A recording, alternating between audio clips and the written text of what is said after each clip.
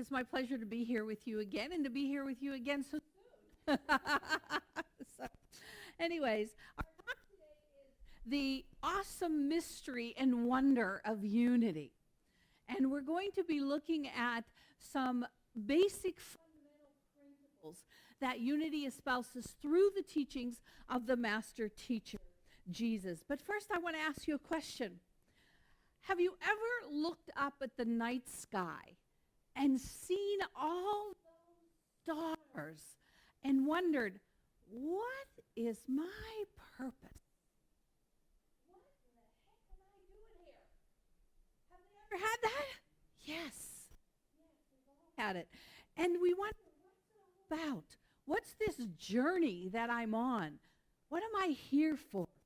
The mystery. What is the mystery that I'm to unfold? Have you ever dared to dance at the edge of mystery when Spirit was calling you forward, inviting you to do something that you were going, oh, I don't think I want to do this. I don't want to think I want to do this. But Spirit was going, go, go, go. Have you ever done that? And you went forward and you did it, and it turned out great? Yes, yes. And do you remember the first time that you found new thought in whatever way it was? Perhaps the book fell off the shelf. Perhaps you walked into a unity church, and that was my experience. I walked into a unity church, the world headquarters, in April 1974, and I heard words that I had never heard before, but they so stirred my soul that I started crying, and I knew I was home, and I didn't understand a word that was being said, but I knew that I was home. Awe, the mystery, the wonder that lives in the space in every moment of our lives, and that reveals itself to us in those moments when we are open. You know, in that same mystery, awe, and wonder, Unity's foundation was created by a couple, Charles and Myrtle Fillmore, who were led by Spirit. They went to a lecture by E.B. Weeks, and in that lecture, Myrtle heard, I am a child of God, and I do not inherit illness. And those words pierced her being, and she knew for her they were life-changing. Did it take an instant? It took an instant for her to realize it. But it took a year for her to go into a room and bring two chairs, and she sat in one, and she invited the Spirit of the Christ to be in the other. And she sat with her Bible, and hours and hours and hours every day she would read about the healing process, because she had only been given a few months to live. She had tuberculosis. And at the end of that year, she was healed. And when she was healed, Charles caught the fire of the healing. And together they began this movement. And people were being healed all over Kansas City as people came to their house. But the whole thing that I see about that foundational piece is that the Fillmores were so clear that what they were teaching was not Christianity, but Christianity. Christianity. And there's a difference. Christianity is a set of dogma created by different organizations, beliefs about who and what Jesus was and who Jesus taught. But Christianity, Mr. Fillmore says, is the idea that first century Christianity, as we know it, was what Jesus did, that he lived through that Christ consciousness, that Spirit within him, and he allowed the mystery, the awe, and the wonder of that Spirit to unfold through him, and for him to grow then in Christ consciousness. And through that, Mr. Fillmore saw the progressive movement of the soul, and that's what we'll be talking about in the workshop today. Initiations that Mr. Fillmore saw that the soul goes through and grows through as we move along this path. And Myrtle saw it also. In her healing letters, the spark of the divine lives within each one of us. And we must be about learning how to tap that spark of the divine and grow it. Mr. Fillmore says in Mysteries of Genesis, life is an ever-progressive upward spiral of conscious evolution. Life is an ever-progressive upward spiral of conscious evolution. And we must become one with that progressive evolution of who we are and what we are about. Mr. Fillmore and Myrtle, too, held very clearly that Jesus was a master teacher. And they held also that there was a hidden wisdom within the Gospels and a mystery, but that we had to have our eyes opened by Spirit so that we might see the mystery and the awe and the wonder held within it. One of the things that Mr. Fillmore was so clear that he saw that heaven and hell weren't physical destinations. They were not physical destinations after death, but are the results of how we practically apply the law right now. Because Mr. Fillmore was so clear that the law works. Right use or wrong use, the law is going to work. So look at your life and see what is happening, and you'll know if you're applying the law with right use or incorrectly. And then it's just a matter of recoursing and moving in a new direction. So the other thing the Fillmores were clear about is that they didn't believe that there was a devil per se. That the devil was actually what Mr. Fillmore called the adverse ego that lives within us. And it's the adverse ego that when you know something is the right way to go, the adverse ego is going there. Don't do that. That won't be a lot of fun. Wouldn't you rather come over here and do that? Do you ever have that on your shoulder? Yes. And then our work is to listen to the voice of wisdom versus the voice of the adverse ego. And we know between the two, because the adverse ego, that devil, Mr. Fillmore says, is what keeps us stuck in the muck and mire of materiality when we could be soaring in the heaven of spirituality. And we know the difference between when our soul talks and when the ego talks, because the spirit nudges and ego nags. The spirit nudges and ego nags.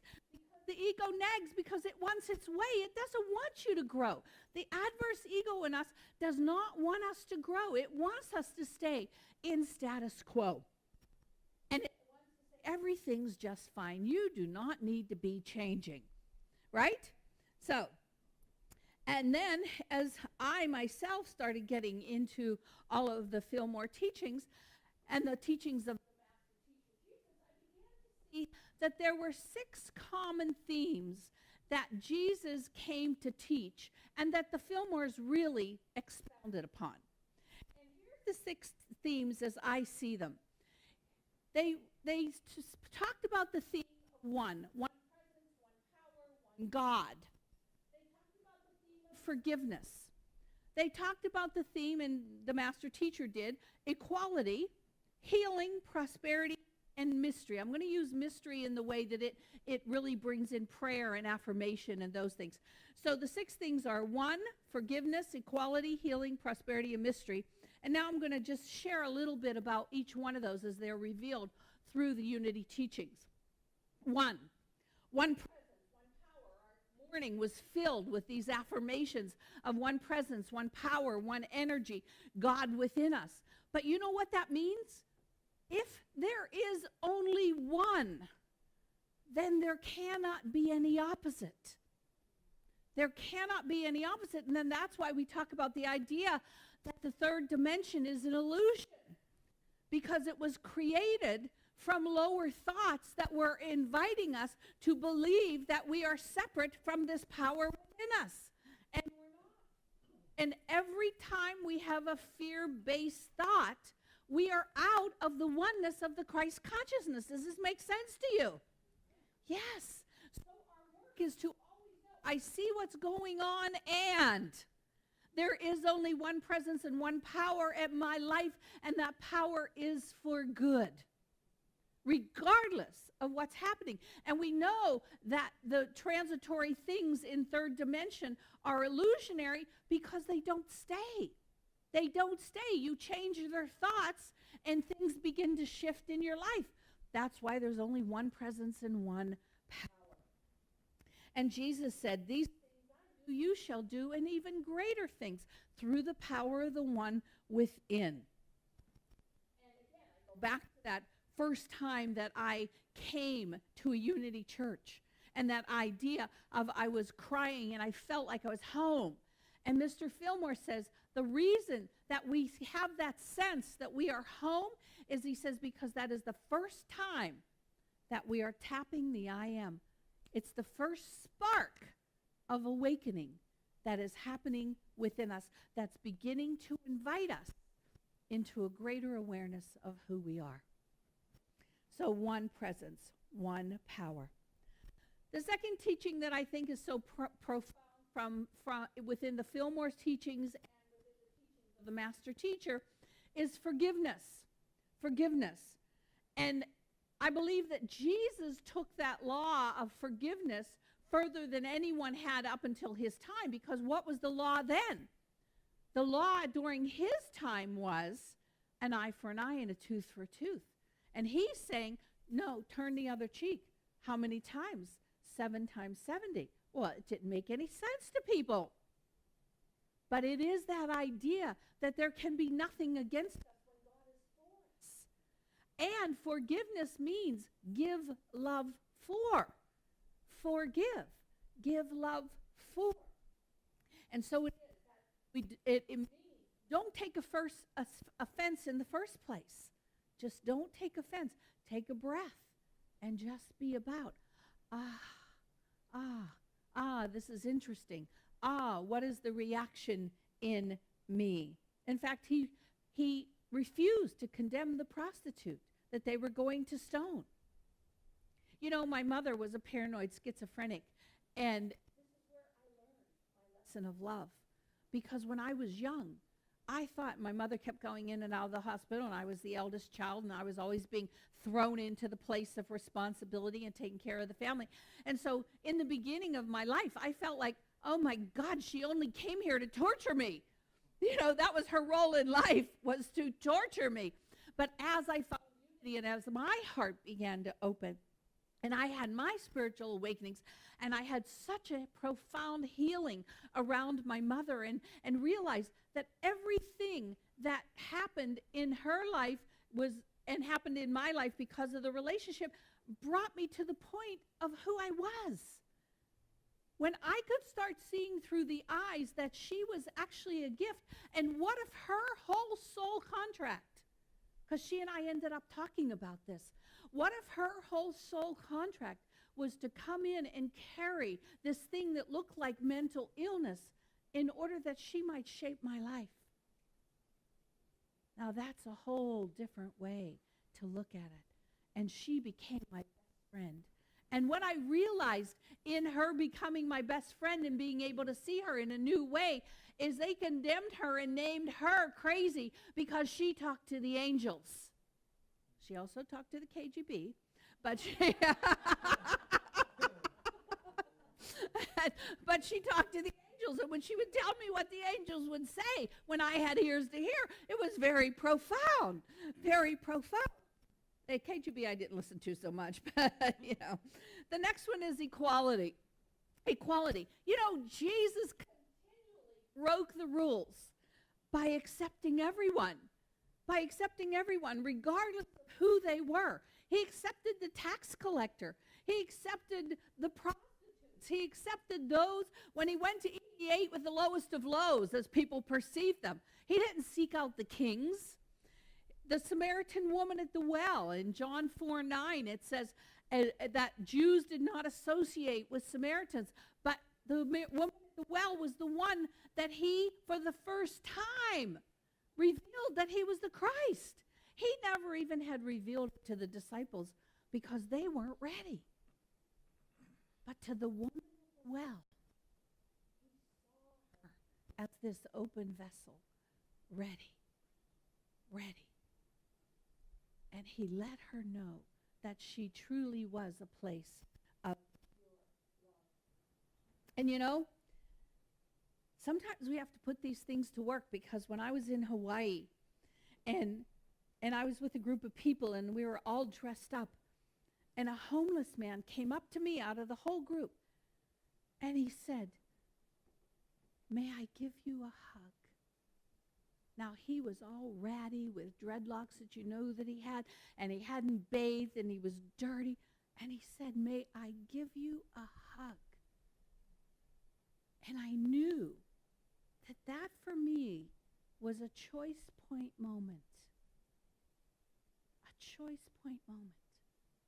That my soul, that this man came to me because my soul was ready to prove, can you stand in the space of equality no matter what it looks like? And I said to him, "Yes, you may." And then he gave me a kiss. And he told me, he whispered to me, he said, "This is the first time that anybody has touched me in 15 years. And I knew that we had made a difference in each other's lives in that moment. Healing goes along with faith. The teaching of healing and faith from Jesus. Again, we're revolutionary. He says, your faith has made you whole. He didn't say, stand up and let me heal you, my child. He said, your faith has made you whole. As you stand in the presence of Christ consciousness and you believe that you are that Christ consciousness, you too have the capacity to live from the perfection of who you are. It's only a conduit. As we talked about, Myrtle was healed. And remember the woman who had the issue of blood. All she had to do was be in the energy field of the Christ. Be in the energy field. She touched the hem of his garment. What does that mean in new language? In quantum language, it means she touched the edge of the field. She touched into the field of who he was. And in that instant, she was healed. Prosperity and abundance, the fifth basic teaching. They began to take form truly in new thought. Jesus taught abundance, but they began to truly take a form in new thought. Because back in Jesus' time, abundance was proof that you were special, that you were someone special. And Jesus actually says, not so. God is no respecter of persons. God lets the rain fall upon the just and the unjust. Jesus was saying in many ways, it's what you focus upon in life that calls forth what comes into your life. He said it is the Father's good pleasure to give you every good thing. No one had said that before. You know, for myself, I began tithing in 1978. I was a single mom. I was working. I only got paid once a month. And at the beginning of December in 1978, I was in meditation and I heard the voice of God. And the voice of God, that spirit within, said, tithe. Tithe. And my first reaction was, are you talking to me? You know, I'm a single mom. I get paid once a month. It's Christmas. I'm going to go home. How am I going to start to tithe? How am I going to do that? 2 more times in meditation, tithe. I heard it. And I knew by the time I got my paycheck at the end of the month that I could do nothing else but begin to tithe. And do you know that because of different sets of circumstances, that within a very short period of time, like say 60 to 90 days, I had over $10,000 come to me. I began to tithe, and within that short period of time, took me out of debt, gave me extra money, everything that was, and I never even knew it was there, and there it was, hidden right in front of me in some insurance policies, but there it was. And so there was that whole idea of following that idea of tithing, not to get. I mean, that's always what happens is you get something because, you know, that spirit within wants you to see, oh, this stuff works. But to become a channel to become a channel that knows. And now I know that I know that I know that I know that I know that I know that I know. You cannot outgive God. You cannot outgive God. That you give and God will bring back to you, heaped up, pressed down, and overflowing. That is the promise. But you have to, Mr. Fillmore says, create the place in mind for that to happen. You cannot outgive God. And the last is the mystery. And I said that was going to be prayer, meditation, not knowing, surrender, humility. It's that soul evolution, the mystery of soul evolution that happens through conscious act. It's about the mysterious energy known as spirit that moves through us, that invites us into new ways of being. But as Mr. Fillmore says, the mystery doesn't just happen. You must practically apply those actions that are shared with your soul. And so we have the mystery of the law of cause and effect. We have the mystery of the law of attraction. We have the mystery of the law of prayer. And so it is that the fruits of consciousness cause the effects that show up in our lives. And when we get that the fruits of consciousness reveal what's living in our mind. As I said earlier, Fillmore says, right use or wrong use, the law works. The law works. And God in us is that energy that creates the life and substance of who we are. And so it is that the actual source of all is a mystery, but our work is to have the faith that the mystery exists, that the source is there, and I am that source.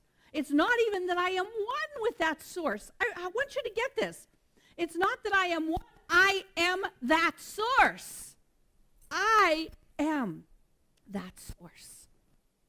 It is. We find in Ephesians, Paul said of Jesus, this mystery. And do you know mystery is listed 37 times in the New Testament? 37 times. It comes from the Latin mysterion, but 37 times they speak into the mystery of the teachings of Jesus.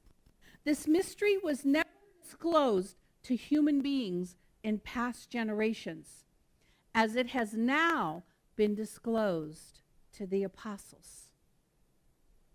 And apostles means consecrated messengers. And I ask you, are you an apostle? Are you an apostle? Can you, in the deepest core of your being, say, yes, yes, I am an apostle, to which the mystery is being revealed by the Holy Spirit? It ends. That mystery revealed by the Holy Spirit.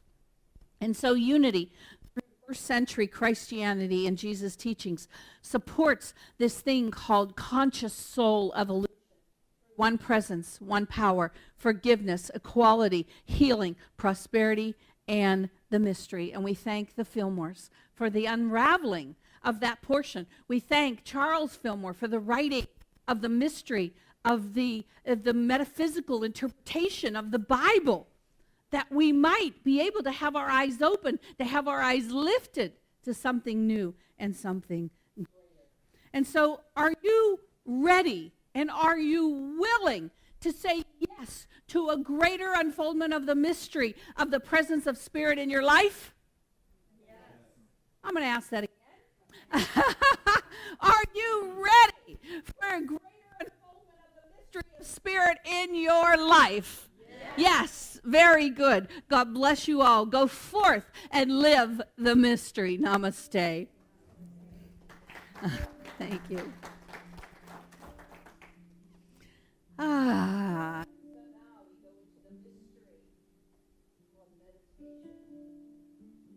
So I just invite you to close your eyes, to relax,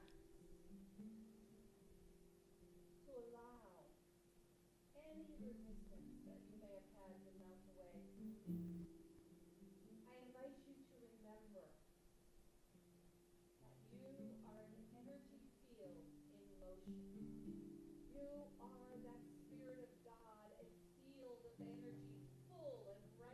and ready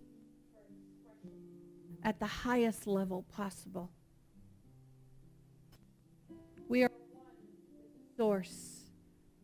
We are one with the mystery of all being. We are the ones who organize the matrix of life and all of its experiences.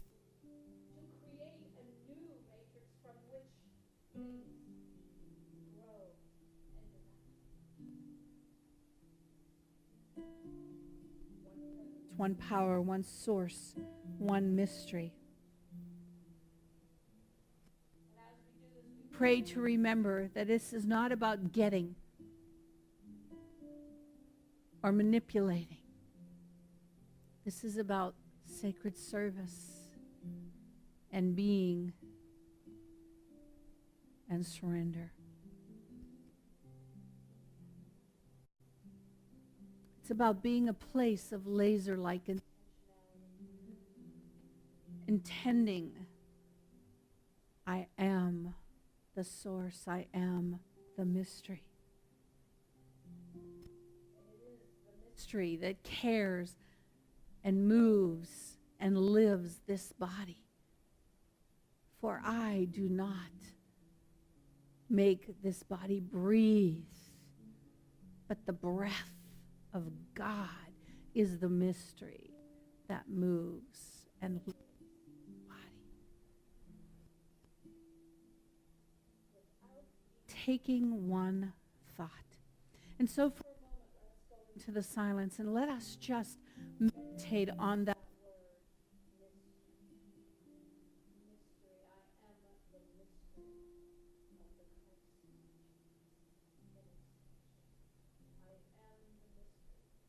The Christ teachings in expression, in the silence.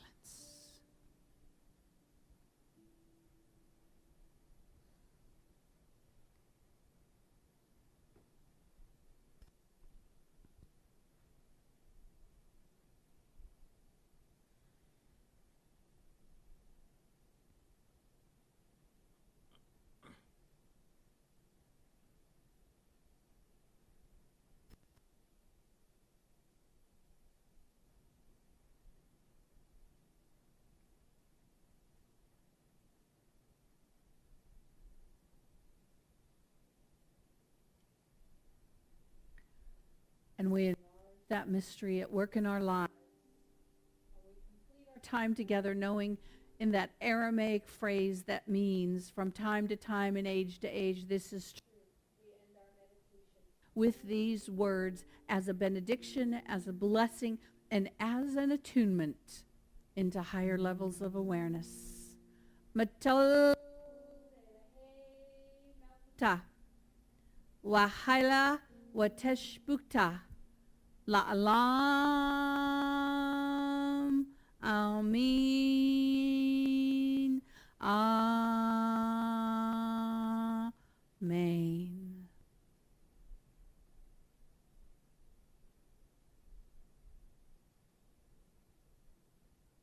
And so it is.